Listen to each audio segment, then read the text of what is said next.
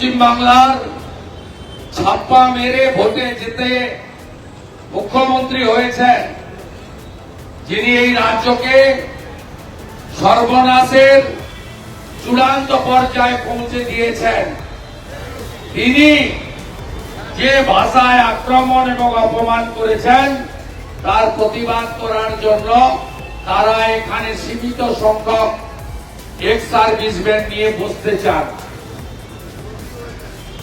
Kolkata police এবং রাজ্য সরকার অনেক শর্ত চাপিয়ে কিছুতেই এখানে করতে দেওয়া যাবে না।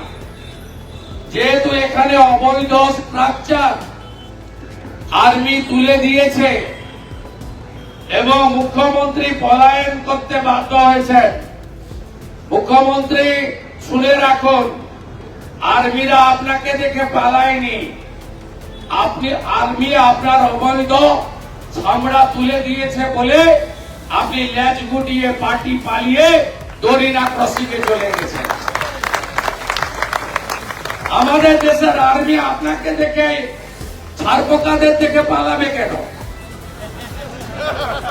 আমাদের দেশের আর্মিকে দেখে চীন পালায়। পাকিস্তান পা ধরে যে সব বিমানবন্দর তো ভেঙে দিলেন, কিছুই তো রাখলেন না। মাসুদ আজহারের বংশ নির্বংশ হয়ে গেল। এবারে সিডিএস আপনি থামান, আমরা আর পাচ্ছি না। আমাদের দেশের আর্মিকে দেখে সবাই স্যালুট করে। ইউনাইটেড নেশন পিস কিপিং ফোর্সে সেবাদান এবং বিভিন্ন দেশে যে ইন্টারনাল ডিজাস্টার হয় পুনর্নির্মাণে আমাদের দেশের আর্মিরা সবচেয়ে বড় গুরুত্বপূর্ণ ভূমিকা নেয়। যখনই নেপাল থেকে আমাদের তুরস্ক পর্যন্ত যখন আর্থকুইক হয়, ন্যাচারাল ডিজাস্টার হয়, ফ্লাড হয়, তখন আমাদের দেশের আর্মি, প্যারামিলিটারি, এনডিআরএফ, আইটিবিপি এই জওয়ানরা গিয়ে কয়েক ঘন্টার মধ্যে ব্রিজ বানিয়ে দেয়, রাস্তা বানিয়ে দেয়। এমনকি তুর্কি পাকিস্তানকে অপারেশন সুদূরে সাপোর্ট দিল, সেই ইসলামিক কান্ট্রি ভূমিকম্পের পরে 24 ঘন্টার মধ্যে একটা আস্ত হসপিটাল বানিয়ে দিয়েছিল আমাদের দেশের সেনা এবং আধা সেনা। তাই আপনাকে দেখে সেনাবাহিনীর কেউ পালায়নি, আপনি পালিয়েছেন মেয়র রোড ছেড়ে দরিনা ক্রসিংয়ে। আপনি পালিয়েছেন। আপনার এত উদ্ধত্ত অহংকার হয় কোত্থেকে?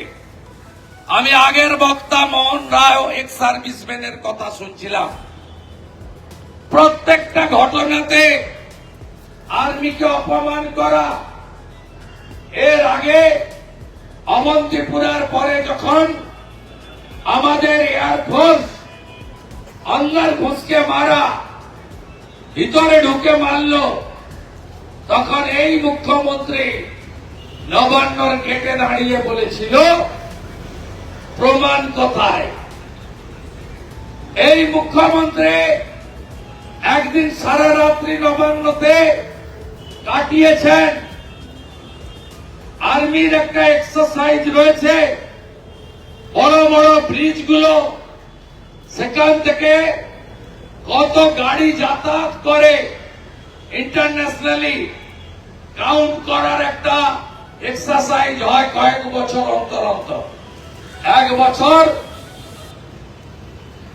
গাড়ি কাউন্ট করছিল আমাদের